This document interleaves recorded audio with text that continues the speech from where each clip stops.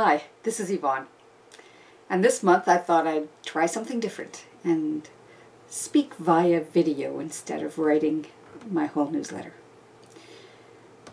So whenever I'm getting ready to write a newsletter, I spend a lot of time pondering what it is I'd like to share, what's coming up for me or for the people around me that I might be able to bring some different perspective to.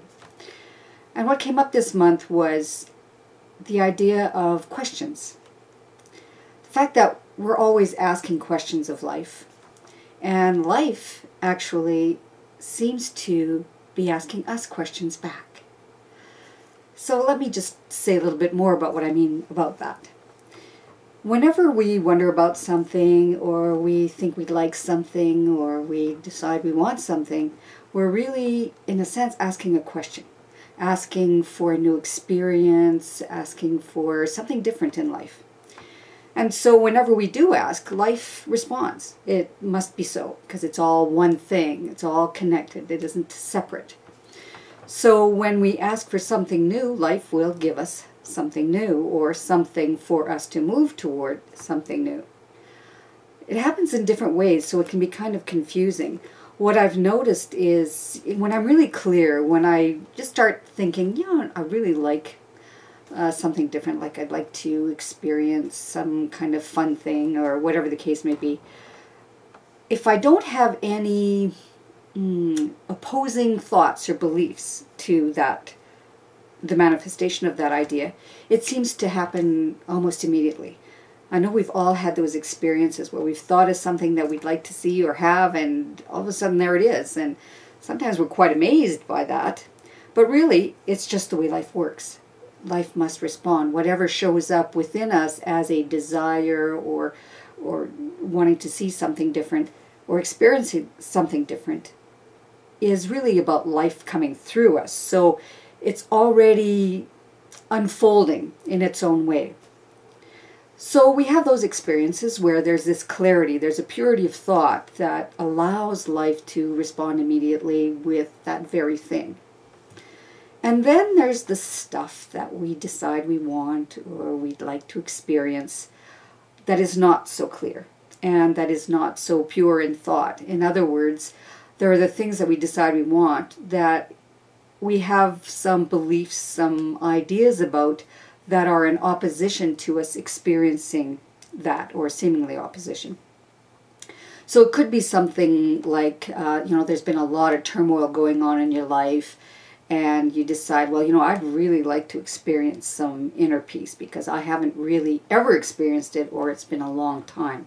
There always seems to be something going on that's triggering me, or that's creating chaos in my life. So here's this thought, this idea, this desire for a sense of peace and harmony. Well, because there's probably something operating in the background, in the operating system, that is about the chaos or the disharmony, what life will probably present is more chaos and more disharmony. Situations that really rile you or upset you. Now, we can interpret this in different ways. Often what we do is interpret it with the idea that there's something wrong. This isn't the way it's supposed to be. I asked for something else. Or, here's the same old thing. There's no use. I can't get past this. Or you can see it a different way. So if you've asked for more peace and more harmony as your experience, and you've really been believing in something else, then life must show you what you're doing, must show you what you've been believing, so that you can make the new choice, so that you can see what's coming up, so you can see, okay, here's this thing, here's the chaos, here's the disharmony that I'm so accustomed to. Now, what am I going to do? What am I going to choose now? We either choose to fall into the same old patterns, or, especially if we're aware of the fact that we've asked for something else and that life's actually responding to us, we could look at it and see, whoa, here it is. Life is asking me a question now. What is it that I'm going to choose? I say I want more peace, more harmony.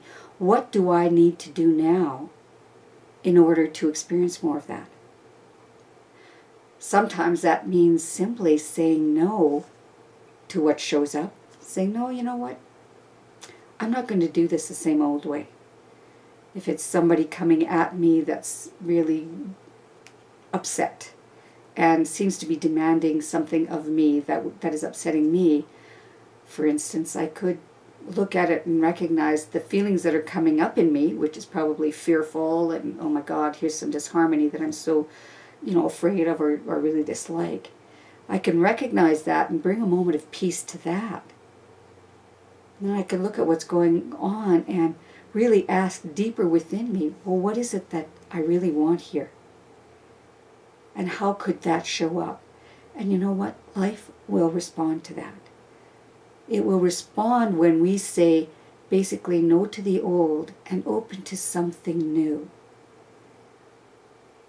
So when things show up in your life, if you've been asking for something new, if you've been asking for an experience and noticing that you're getting the same old, I just want to invite you to look at it a little differently. Look at it as though life is asking you a question now. Really? Is that really what you're going to choose? It's really up to you. You can't ignore what shows up. You need to bring peace to it. But you don't need to choose to believe that this is really the way it is. It's the way it's been for you.